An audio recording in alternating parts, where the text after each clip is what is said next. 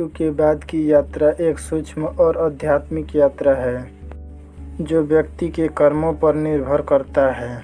हिंदू धर्म में गरुड़ पुराण के अनुसार आत्मा को यमलोक पहुंचना पड़ता है और वहां उसके कर्मों के अनुसार उसे उचित धूम या उत्पत्ति विनाश मार्ग में से एक पर ले जाया जाता है। यह यात्रा सूक्ष्म पहचान से मुक्त होकर अगले जन्म या मोक्ष की ओर अग्रसर होती है। विपत्ति बुद्ध धर्म में आत्मा 19 दिन की मध्यवर्ती अवस्था से गुजरती है और उसके कर्मों के अनुसार नया जन्म लेती है।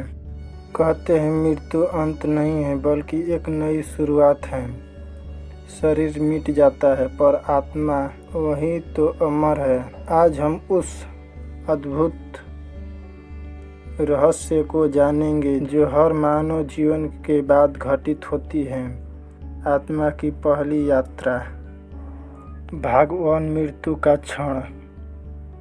जब शरीर की अंतिम सांस निकलती है तब मनुष्य का जीवन यहीं रुक जाता है, लेकिन उसी पल आत्मा शरीर से बाहर निकलने लगती है। यह प्रक्रिया अत्यधिक सूक्ष्म होती है।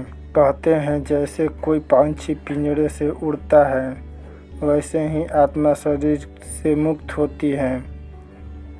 कबीर साहब ने कहा है, माटी कहे कुम्हार से तू क्या रौंदे मोय, एक दिन ऐसा आएगा मैं रौंद दूंगी तोय। भाग 2 आत्मा का भ्रम। शुरुआत में आत्मा को समझ नहीं आता कि वह अब शरीर से अलग हो गई है। वह अपने ही परिवार के बीच घूमती रहती है। कभी अपने शरीर को देखती है, कभी रोते बिलखते परिवार को। वह पुकारती है मैं यहाँ हूँ, पर कोई उसे सुन नहीं पाता। यह सबसे बड़ा भ्रम होता है आत्मा के लिए। यह अवसर कुछ घंटों से लेकर कुछ दिनों तक रह सकती है। 3 कर्मों का आवाहन। फिर धीरे धीरे सामने एक दिव्य प्रकाश प्रकट होता है। यह प्रकाश किसी दिव्य द्वार की तरह होता है जो 2 दिशाओं में खुलता है, एक अच्छे कर्मों की मार्ग की ओर, दूसरा बुरे कर्मों के अंधकार की ओर। यह वह क्षण है जब आत्मा अपने किए हुए कर्मों को अनुभव करती है। हर दुख, हर सुख, हर क्षण, हर छल सब चलचित्र की तरह सामने आता है।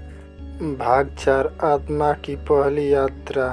जब कर्मों का हिसाब पूरा होता है तब तो आत्मा अपने अगले पड़ाव की ओर बढ़ती है। कभी उसे दूत ले जाते हैं जैसे गरुड़ या यमदूत, कभी वह स्वयं प्रकाश की रथ पर चलती है। यह यात्रा कई लोकों से होकर गुजरती है, भूलोक, पितृलोक और फिर आत्मा के कर्मानुसार अगले जन्म या मोक्ष का मार्ग तय होता है। कबीर ने कहा, जा मरता सो काहे डरे, जा जाने का मार्ग।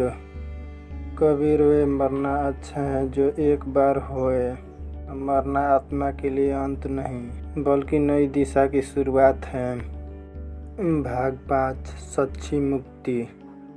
लेकिन कुछ आत्माएं ऐसी भी होती हैं जो मोह से फंसी रहती हैं। धन का मोह, रिश्तों का मोह, अधूरी इच्छाओं का बोझ।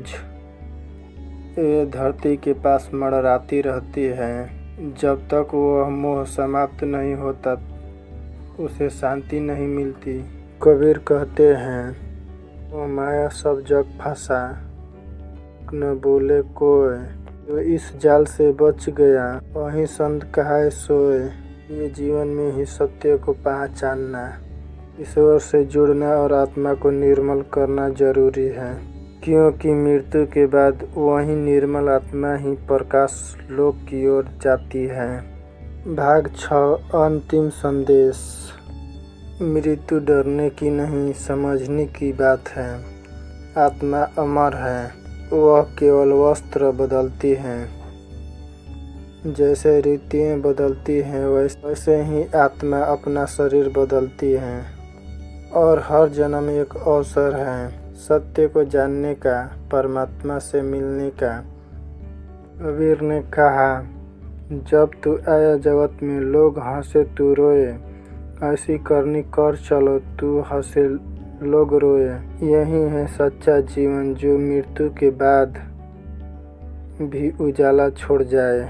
बातों को समाप्त करते हुए, मृत्यु के बाद आत्मा की पहली यात्रा केवल एक आध्यात्मिक है, अंत कथा का, जिसे हम जीवन कहते हैं। इसीलिए सच को पहचानो, प्रेम में जियो और आत्मा को निर्मल करो, तभी तुम्हारी यात्रा होगी प्रकाश की ओर।